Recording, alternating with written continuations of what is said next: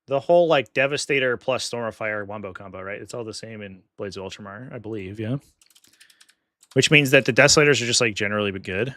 They're a little bit worse without access to double oath, so you can't like kill a frontline thing with the Redemptor Dreadnoughts and then Desolator or something in the back with Storm of Fire, but it's not the end of the world. Or whatever the new version of Storm of Fire that they made for Blades of Ultramar is called. Exemplary Vigilance, of course.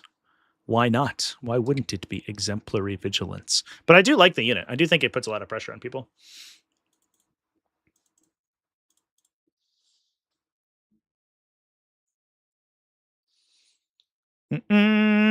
We lose allies at a Reaper and a second 5-man scout squad. There's a strat to strip cover and get AP. Do you have to do it twice? Yeah, I think so. So the strat to strip, the plus AP strat is in most cases going on the Desolators. You also, the weird thing about like these lists is that the Storm of Fire is good, like specifically if you're like one-tapping something with a big brick. But the weird thing about the, I mean, it's not super weird, but it's like the awkward thing is that a lot of times you have to like dual activate into something, and Storm of Fire only works on one thing. So you don't really want to rely on it as your like sole cover ignoring option, right? And it's not like any of these units is ever going to be like hugely bad, right? You know, oh no, I got like a bunch of multi-meltas and a bunch of obsec infantry, or like I got a flying unit with 3 multi-meltas on it. Like the other thing too, I think I would consider is because you aren't playing Gilliman. You do have the Tech Marine, so we have a hit bonus, but the Tech Marine's weird because a lot of times he loses control over his bonus. I wish, because it's like a start of command phase thing, I wish they made it a 6-inch bubble instead of a 3-inch bubble, because more often than not, I've seen the Tech Marine push on your go turn, and then all the vehicles in front of him die, and then suddenly he's worthless, right? So you could also take, if we were looking for alternatives here, a Incursor squad, because then you get in like early game we can like Desolators, like you can oath an infantry unit and Desolator it to kill it from out of line of sight, and then you can just like Incursor something in the front line that you don't need oath to kill, and then just like one tap it with a Vindicator. And you get that from the Tech Marine too, but like sometimes the Tech Marine's not in position and the Incursors are much easier to deliver. I wouldn't say replace the Tech Marine with Incursors, but as an additional thing, because I do think that there is the potential that you struggle if your opponent just like overloads you with only one oath target. That's a way to like that you can potentially beat these like styles of armies. Christopher H donated $2 through Super Chat. Miss my stealth suits, but hey, got Victrix frown. I know. Yeah. Amazing. Yeah, I wish the stealth suit change was more of a side grade. Like, if they were like, all right, boys, your stealth suits are more expensive now, and you take the 5-mans, but they have like a cool extra ability or something. You're like, all right, I get it. You know, like the extra 2 models have a utility in the army. They have a cool function. One of them's a spotter guy, because they have the dude, right? There's one of the guys in the kit that has like a huge targeting array on his back, right? Make that do something. Why is he just like a regular fucking goober? It's just, it does like, it just feels so bad. And it's not like Tau is like the worst performing army ever, right? They're doing pretty well. But it does feel bad to just get like explicitly nerfed by a new release. And that's just like, what the fuck? You know, kind of like when the Ravener kit came out and they were like, hey guys, your Ravener units are going up in cost for Tyranids. And everyone went from 75 point Raveners to 100 and whatever point Raveners. But the Raveners got 2 damaged twin linked and a character attachment. And you're like, all right. So like now my Raveners aren't utility units anymore, but they do fuck shit up, right? So like, that's cool. So instead of taking a little unit that I'm going to hop around and eventually is going to die, and maybe it'll kill a scout squad sometimes, well, I now have this unit that like I can still hop around with, but also in a pinch, we'll just like fucking blow up a tank. Like that's a realistic change. But then like the stealth suits, they were like, we just printed the data sheet again. but it's worse. Like, why'd you do that? What the fuck? They got an extra fusion blaster, I guess. Like, that's cool. And like the unit will be tougher to kill, like on the whole, right? You lose the 3-wound guy, but you got 4 more wounds. So like, you know, your capacity to like point a burst cannon guy, do a spot, and then lose the burst cannon guy on the crackback, and then do it again is much greater. So like they get to spot more consistently. They're not going to get one shot as often, but like, I don't know. It's like you're paying like 30% more for that unit. So weird. If they hit on 3's base, I could see that.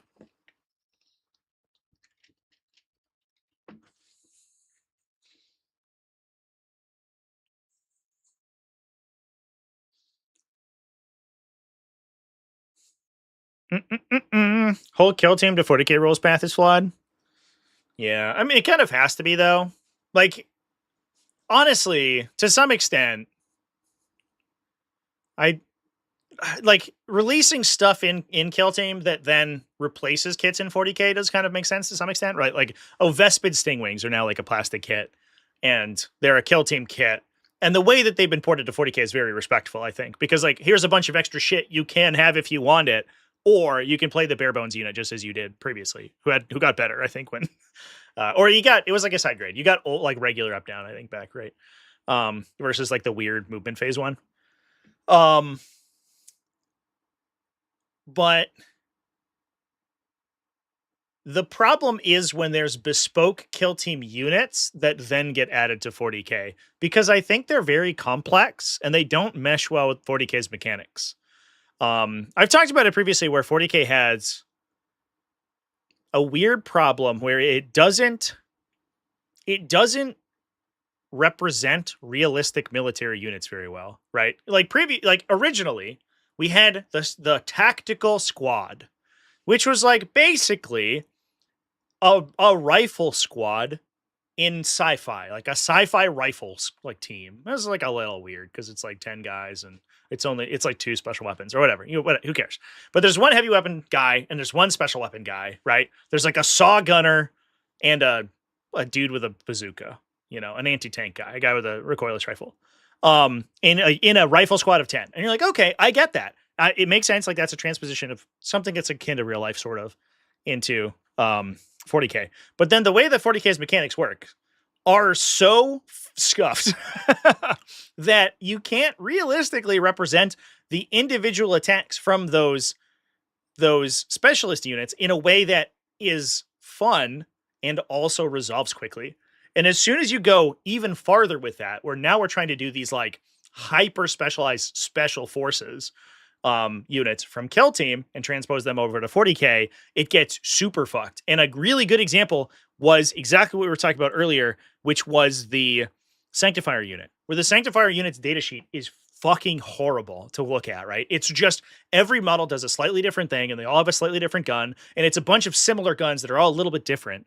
And the transposition doesn't really work. So I think that like new stuff for kill team replacing kits in 40k that already exist and doesn't really change their mechanics that much totally makes sense to me. But the stuff that is bespoke for kill team maybe should stay in kill team even, like servitor battle clades and like for example the Sanctifiers and like what's another good example? Like Tempestus Aquilons, maybe to a lesser extent. Even like Kazarkin squads. Although to be fair, Astra Militarum have that like the worst, just like a million individual profiles in their unit. That's just like how every Astra Militarum unit works.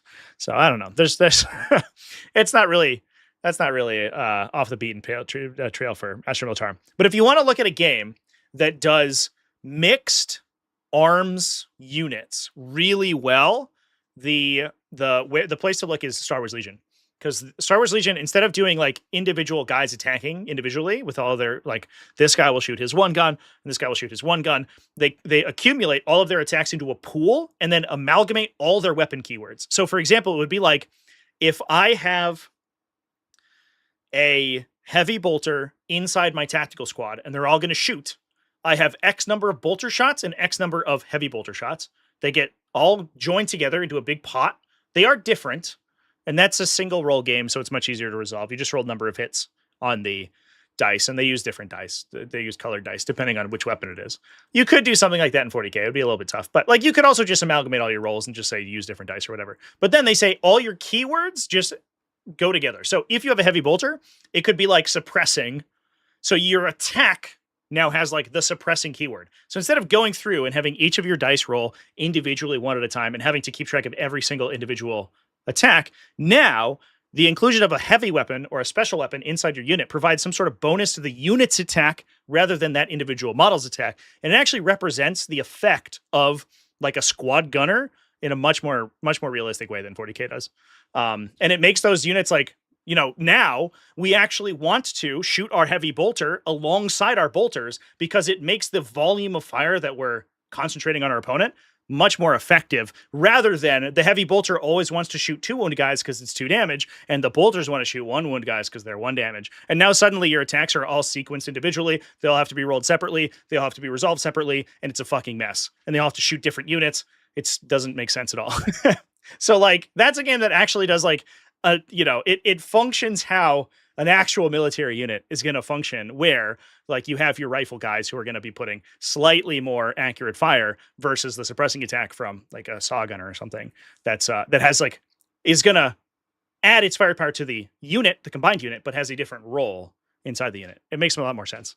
That game is very intelligently designed, by the way. It has some problems, but it's actually an incredibly well-designed game, which I really like.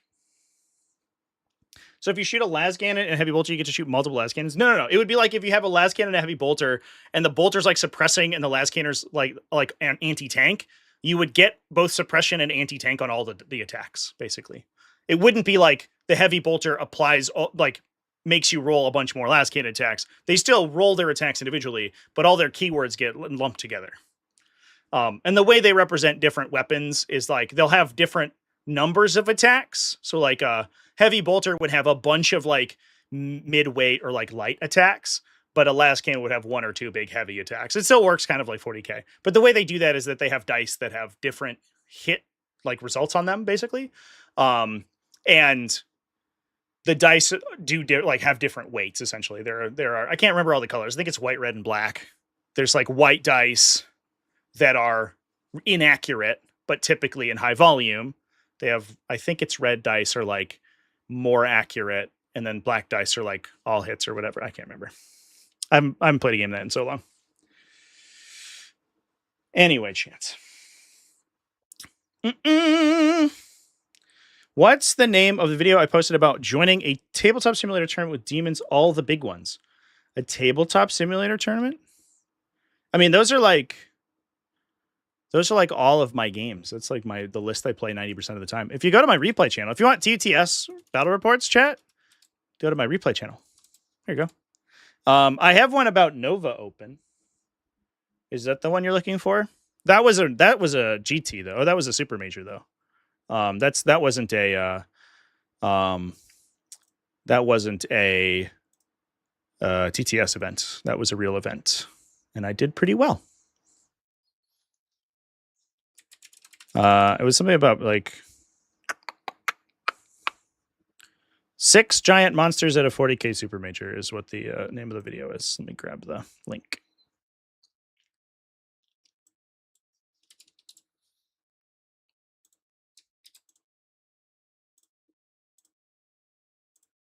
I think that's the one. There's a whole extra channel. There is. There's so many channels. We can never have enough channels. But yeah, if you're looking for demon battle reports, like I literally think I have hundreds on my replay channel. And shout out to old NC Conroy over there for doing the Lord's work and updating stuff.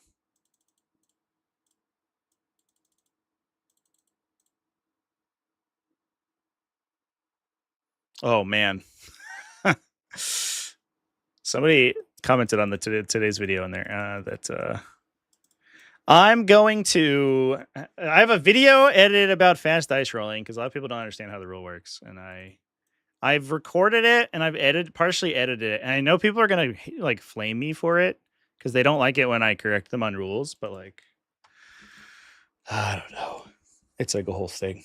I'm working through it emotionally. I'm preparing myself to be flamed into oblivion for releasing that video because people actually don't understand how attacks work in 40K. That was a very long tangent from, thank you for the super chat by Christopher, by the way. It was a very long tangent from Johnny's list. But I think the one thing I would say is that I'm not sure about the inclusion of the allied units. I think it also feels a little light on utility. To some extent, you get some out of like the Redemptor Dreadnoughts because you kind of just like play them really far forward and they're super tanky, so they'll eat attacks for you and force people to come into them that you can then counterpunch with the Vindicators. You do get 2 units out of the Battle Sisters, but one of them has to like screen your backline. I also, if you mentioned that you play on WTC, and I would be worried about its capacity to move very quickly. Because like you can get movement blocked really easily with the Vindicators and stuff in that format. So having flying units might help if you switch to the Hammer Strike. Those are my 2 thoughts, though. It's easy not to be correction rules, just don't be wrong. Indeed. All right, chat. I think that's going to be it for me today. Big team stuff. It was good talking about all the team things. I'm going to be live all week doing normally scheduled stuff. And then Friday, I'm traveling over to New Hampshire to do some live streaming over there. Wish me luck on my new little computer. He's all set up and I basically need to spend about a full day doing setup and testing. There's a bunch of software I have to put onto him and do some testing on the camera links and make sure everything works fine on that little guy for the live stream setup. So it already took me like a whole day to build him. It's going to take me another day to put them together. I have a couple videos that I think are going to be scheduled this week. I'm not 100% sure when they're going to come out. But on top of that, I am also hoping to record a bunch this week. So I have stuff to... I'm going to be probably out of the office for the next couple of weeks, but I'm still going to be like live streaming and working and stuff. And so I might just like pre-record a bunch of stuff so I can release it over the next couple of weeks. And I have a bunch of videos scripted. I have one on Deep Strike, so like Deep Strike strategy, and I have one that I have mostly scripted that's like a little bit more of a documentary style video, which I'm kind of excited about. So anyway, new war hamster, indeed. All right, chat. Thanks everyone for hanging out. Keep it classy, folks. Have happy wargaming. I'll see you for the stream tomorrow. And we're gonna go chill over there. So let me redirect you to that stream. We're gonna talk about probably California Cup because we got some really interesting issues from lists from that, results from that, which I'm excited to dive into. So yeah, cheers. And are we playing Delve Shift? Yes, we are gonna play Delve Shift. I don't know if it's this week or it's gonna be next week, but we're definitely gonna play Delve Shift. I do have a finals game I have to schedule. But other than that, yeah, Delve Shift is certainly on the menu. I almost played it yesterday, but I got really tired and I didn't end up streaming. Unfortunately, I think I was sick last week. I was a little bit slow on stuff last week, but I was like hyper fatigued. It was really bad. And I feel much better now. But basically like all of like Thursday, Friday, I was like basically out of commission. Just working on computer stuff.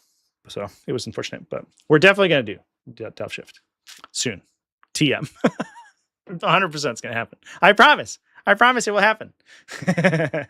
All right. Cheers, everyone. Keep it classy, folks. Have happy wargaming. I'll see you later.